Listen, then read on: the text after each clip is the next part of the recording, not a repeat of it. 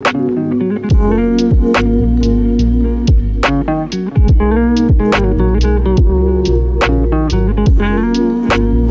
YouTube fam, welcome back to my channel. If you're new here, my name's Tina and I make videos on lifestyle, home, and DIY projects every single week. And today's video is a really fun one because we're doing some Anthropologie inspired DIYs. Each one of these items came out so good and they were just so much fun to recreate. As a DIYer, you guys can probably relate to me when I say that whenever I shop online, I always find cute things that I can make for cheaper. So that's exactly what we're doing in today's video. And I can't wait to show you guys what I create because I really love each one of these items. I also want to give a huge thank you to Squarespace for sponsoring today's video. They've been such a joy to work with. My website is coming along. I'm really excited to get everything into place, and using their platform has been so easy, so I'll talk a little bit more about them later in this video. Alright guys, let's go ahead and jump into the first Anthro DIY for less.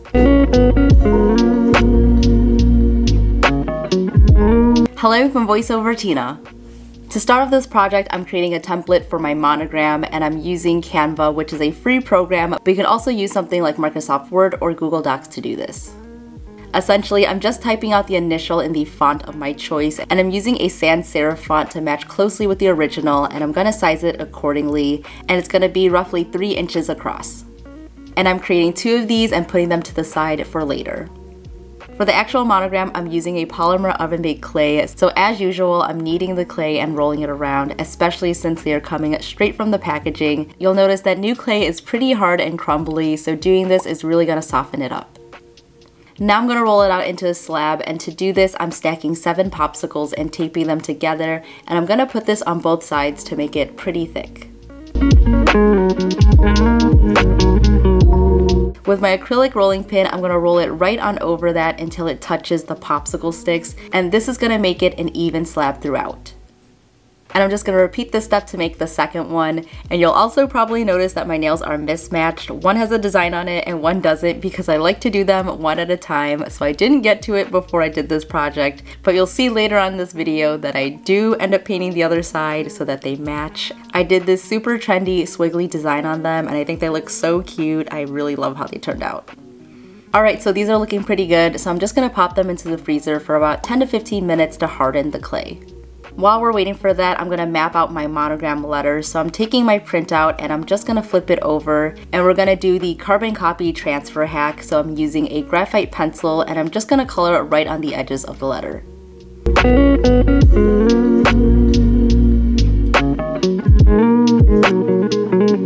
And you'll actually see that with the second one, I just did straight lines on the edges, and that worked pretty perfectly too, but you can use any method that you'd like. I took my clay out of the freezer and I'm going to place the paper right on top of it with the graphite touching it, and then I'm tracing my letter, and this is going to transfer the graphite underneath right onto that clay, and this technique is just so great to use for any type of project, especially if there's a lot more detail, and this is one of my favorite hacks to do. And now our design has transferred onto the clay and it's ready to be cut. So since we put that into the freezer, the clay has hardened up, and this is going to make it a lot easier to slice into. So first I'm using a box cutter just to do all the straight edges, and I like using the box cutter because I can extend the blade pretty long and the clay is thick, so this is going to be perfect for it. One tip that I do have when doing this is try your best to do a slicing motion rather than a chopping motion, and this way you'll get a clean cut that's easier to break off later. And I'm really taking my time in this step, even though everything is fast forward. This definitely took me a lot of time and patience to get it just right. Luckily, the letter T is pretty easy since it's just a bunch of straight edges, but when it came to cutting out curved lines like in the letter B, I like to cut the straight edges with the ruler first, and then I like to go into the curves with an X-Acto knife, and I'm just doing it one small section at a time. I find it to be so much easier when you just break it up into smaller shapes to cut it into, and this way you can get a perfectly smooth edge. So now that everything's basically cut out, I go over it one more time just to smooth everything out, and now it's ready to be baked. I pop that into the oven according to the directions at 275 degrees for about 30 minutes. So I'm interrupting voiceover Tina to quickly talk to you guys about Squarespace. As you guys probably already know, I've been working on my website with them. It's been such a fun process. They have so many awesome templates that you can choose from.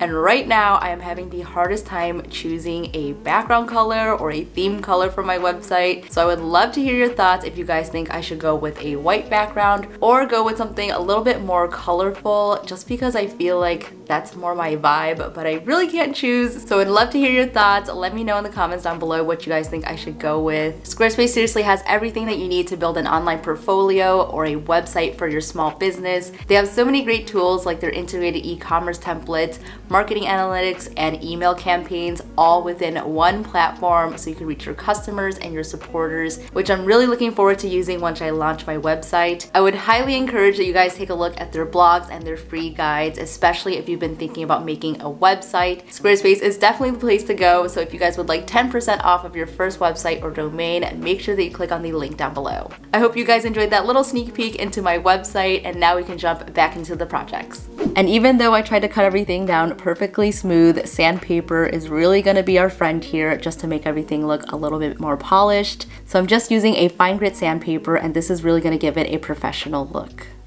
I also wanted to note that no matter what project you're doing, you should always wait until your polymer clay has cooled down completely before sanding it. Otherwise, you're risking breaking it before it cures. And trust me, you definitely do not want that to happen after you spent so much time creating it. After everything was smoothed out, I went ahead to clean it off, and now it's time to paint. For this next step, I'm using acrylic paint. I'm also going to use the help of a stencil from Dollar Tree, as well as hand painting in some of the design to emulate a similar look to the original Anthropologie one. The original colors of the B&T at Anthro don't really fit in with the rest of my plays, so I'm really glad that I went with a color palette that would tie in better. For this diamond design, I created a crisscross pattern, and from there I added on multiple coats to make the diamond stand out even more. I also rounded out some of the corners just to soften it up, and this design is very forgiving, so add in whatever colors and little patterns that you'd like to really make it your own. I didn't worry too much about making everything look too perfect, especially since I wanted it to have a hand-painted look. Even when I used the stencil, I went back in to define the edges by hand just to give it that personalized touch. And when creating store-bought projects, I think it's really important to keep in mind that you are not going to make it look 100% like the original, and that's really what makes it perfect and gives it character. I find painting to be so therapeutic, and I just played some YouTube videos in the background as I worked. I also wanted to take this time to thank everyone for sending in your favorite YouTube channel suggestions a couple of videos ago. I truly love hearing what you guys have been enjoying, and even though I may not get back to everyone, just know that I read every single one of your comments, and all of your kind comments really mean the world to me. Okay, enough of the sappiness. After I was done with my design, I just let it sit to dry completely.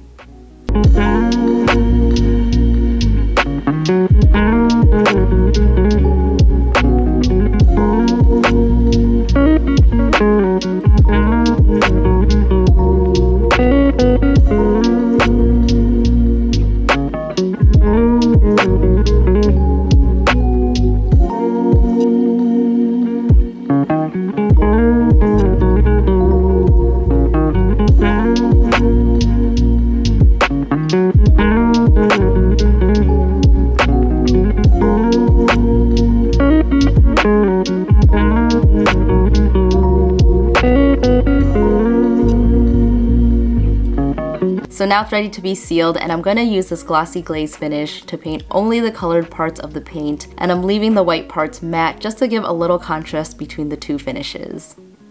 I was kind of going for a ceramic look since the white looks like a ceramic base and then the paint looks like a glaze since it's glossy. And finally, to finish off this project, I'm adhering a gold hook to the back of the letter with some E6000 glue for a strong bond, and I'm just adding on a piece of tape to the back to hold it in place while it dries overnight. These specific hooks that I got are great for wrenchers because you can add a command hook to the back, but feel free to use one. Guys, I'm so happy with how these came out. I think they're the perfect addition to any space to add a personalized touch. You can create monogrammed hooks like I did here, or even create multiple letters to spell out a name. I think that would be such a cute idea, and in total I spent less than 10 bucks making each hook, which is less than half the price of the original. Plus I got to customize it to the colors I want, so I'm super proud of this DIY for less project.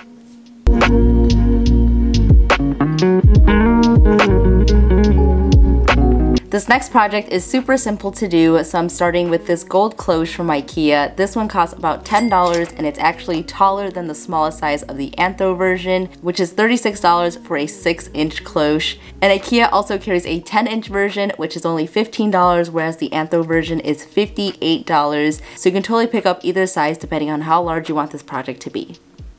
First, I'm starting with some dried moss, which I already had on hand, so I basically just cut it into a small circle shape fitting right onto the base, and then I used some hot glue to keep it in place, making sure that I left a little bit of room on the sides for the glass to sit on.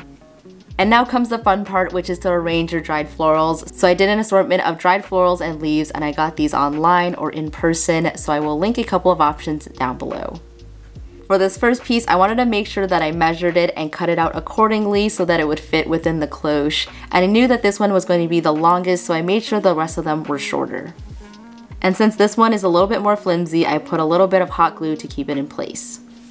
For the rest of the dried florals, all I had to do was to cut it down and just stick it right into the moss, and these stood up perfectly. This is really great because then you could put in the pieces and take them out as you see fit and really play around with the placement of them until you're happy with the arrangement. I know the Anthro one is quite colorful, but I kept mine a little bit more on the neutral side with pops of yellow and purple, and I just really love how these colors look with each other. Another great thing is since a majority of them are not glued in, you can always replace them with new dried florals, and this way you're creating a new piece as many times as you'd like. This is super timeless, or you can change it with the seasons. You can totally use your favorite florals or even dry your own florals from a special occasion, and that way you're creating a great sentimental keepsake to display your memories. Once you're happy with the arrangement, all you need to do is to put the cloche back on top, and that's all there really is to this project. I really love how this piece came out. I think I love it even more than the original version from Anthropologie. This is a super simple project, but I think it looks very high-end for just a fraction of the cost of the original. Plus, since we DIY'd it, you can totally customize it to suit your personal style, which is the best part of all.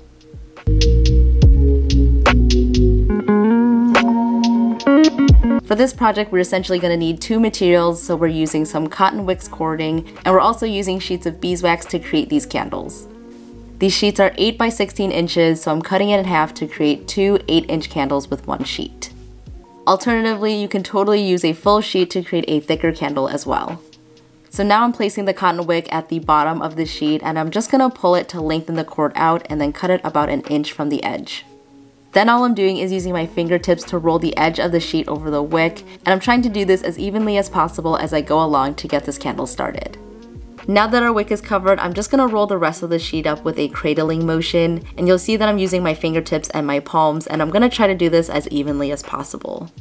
As you roll it, you might feel some uneven parts, so you can go ahead and smooth those out until it's rolled up really tight, and that's really is all there is to this project. One thing to note is the tighter that you roll it, the longer the candle will burn, and it's totally up to you on how tight you want it. Once you get to the end, you can use the warmth of your hands to make the edge of the sheet stick to the candle to finish it off. And then I'm just cutting my wick a little bit shorter, and now our beeswax candle is complete. And now I'm just repeating this process again to the other half of the sheet to create our set of two. I'm actually using a kit which comes with 10 sheets, and since we're cutting them in half, this will make 20 candles, which means each candle that we're making only costs $1.20 versus the $22 for a set of two from Anthropologie. I also wanted to give a little shout out to Aubrey from Hello I'm Obs on Instagram. I saw her making these candles on stories and I wanted to try it out, so when I saw that Anthropologie was selling these, I knew I just had to include it in this video to share with you guys. Now that my second one is rolled up, we have a complete set and they're ready to be burned. I cannot believe how easy these were to make. I think these are so cute, and beeswax candles actually have a few benefits to them. As you're burning them, they act as an air purifier, eliminating dust and odor in the air, and it's also non-toxic and clean. So in addition to being super aesthetically pleasing, there are so many benefits to using them. I hope you guys love these as much as I do. I'm very excited to make even more and continue burning these in my home.